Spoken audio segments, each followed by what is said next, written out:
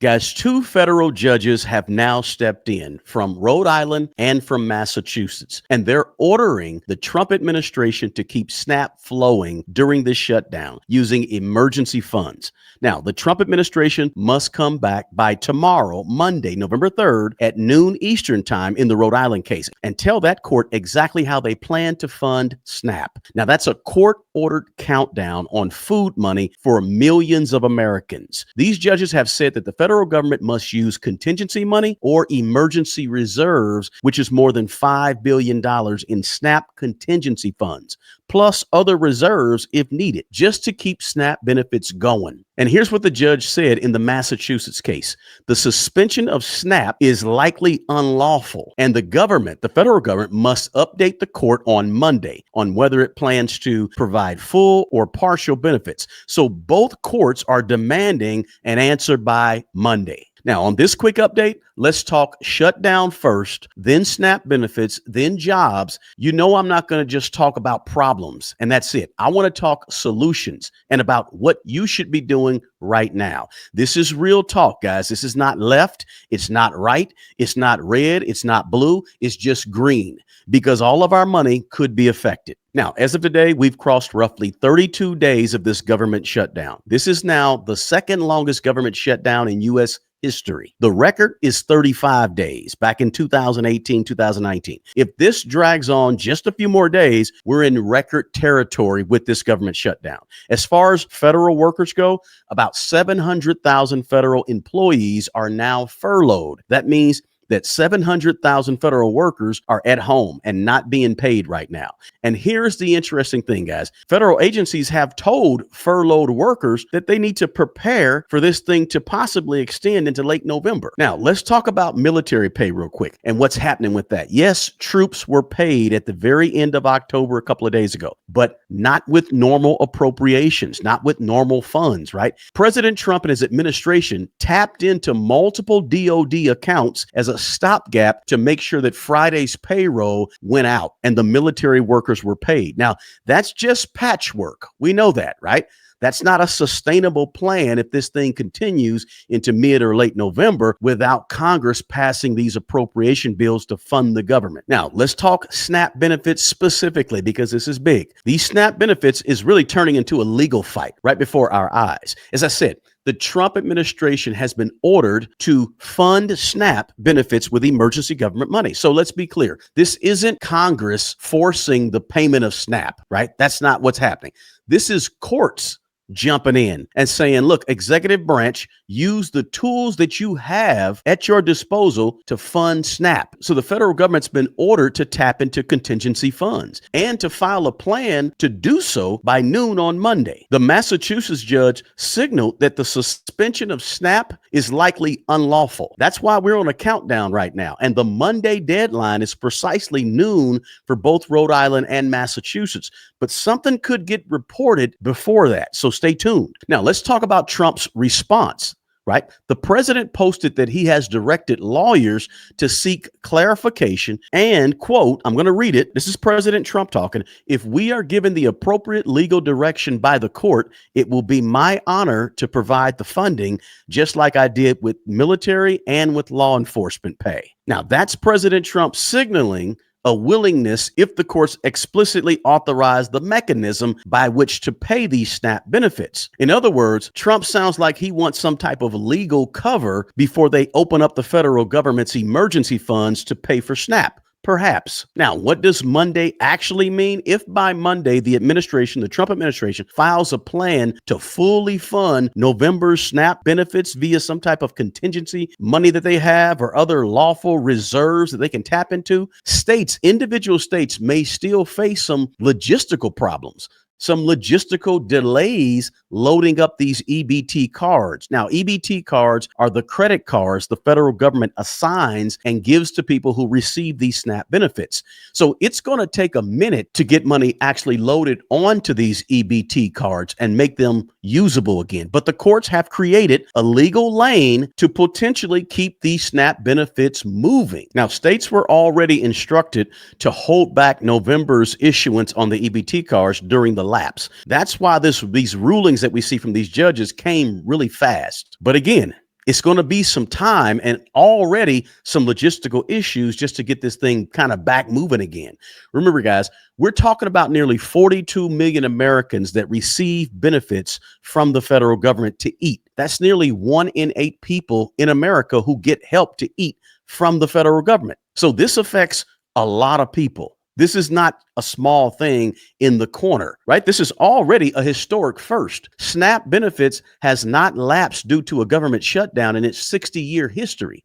That's why these judges are pressing for some type of emergency tools to happen right away, right? Like right now. Now, WIC and other programs, let me just give you a quick status update on those. WIC avoided an October cliff only because the USDA shifted about $300 million over to the states. And many of the so-called experts that are out there are basically warning that many states could hit a wall in early November without another infusion of money from somewhere, anywhere. Now, several states are already stretching their remaining funds to buy days into November while the White House decides on more possible emergency support for the WIC program. Now, the bigger picture, why this feels like it's crazy and it's getting longer and longer, Congress has no deal, right?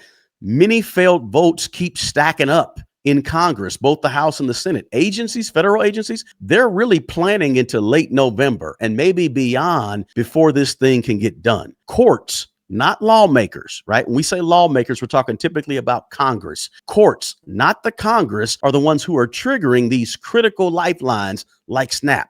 Now, that's courts stepping in and keeping this machine going while Congress continues to sort of twiddle their thumbs, right? And fight it out, basically. That's why many analysts and agency memos are calling this thing prolonged, right? This shutdown, it may go on for quite a while. Now, at the same time, all of this is happening right now, the private sector out there, let me just mention this.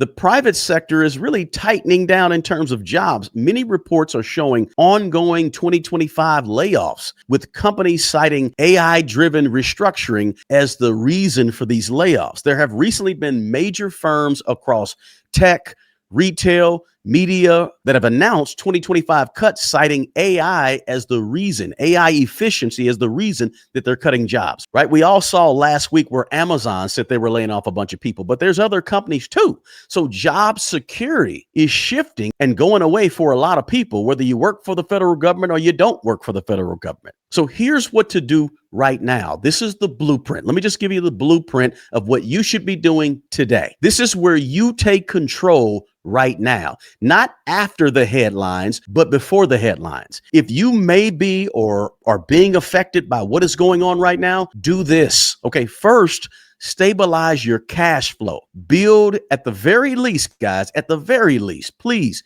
30 to 60 days cash, a cash buffer if you can, right?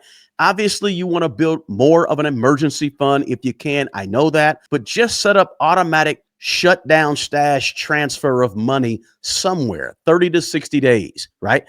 Immediately. You can do that this weekend. You can plan for it and you can get to doing it this week coming up. Then the second thing you want to do is you want to call your utilities, call your creditors and ask them about hardships, skip a pay options. These things are out there and they exist, but you have to call and you have to ask. You have to step up and say something. And of course, another thing you want to do is you want to prioritize your four walls: your food, your shelter, your transportation, your essential health care, your lights, water, gas, right? Put a freeze and a pause on haircuts, vacations, nails, and getting your nails and toes done and going out to kick it and concerts and sporting events. Now, I'm not saying don't live. I'm saying make sure your four walls are taken care of well first, right? Now, this is just my suggestion. This is what you do in an emergency, in a crisis. You prepare, plan, move, shift, and be flexible, and you focus on priorities. Now, if you're on SNAP or getting benefits from WIC, check your state portal tonight, right? Or first thing Monday morning for any updates. The courts may force the loading of these EBT cards immediately, or it may take a few days. Your job is to stay up to date and then pause any discretionary debt prepayments. Okay, this is just emergencies, right?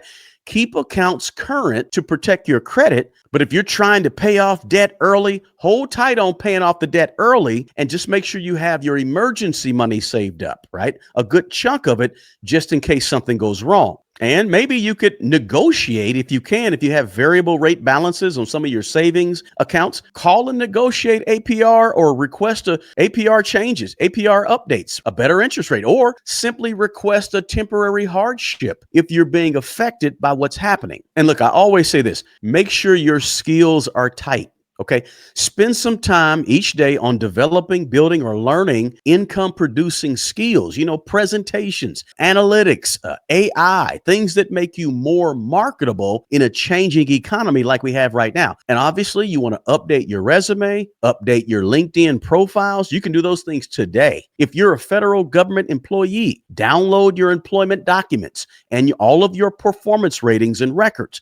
Track the potential for back pay and stay in contact with your HR, right? And be checking your emails because you may be getting a agency-wide email. And if you're an investor, here's the deal. Invest on discipline right now, not on the headlines and not on the news stories that you're going to see. Stay consistent with your contributions into your investments, right? Obviously, again, you want to make sure your essentials are covered, but in terms of investing, stay in there. In other words, keep dollar cost averaging, guys. Don't change that.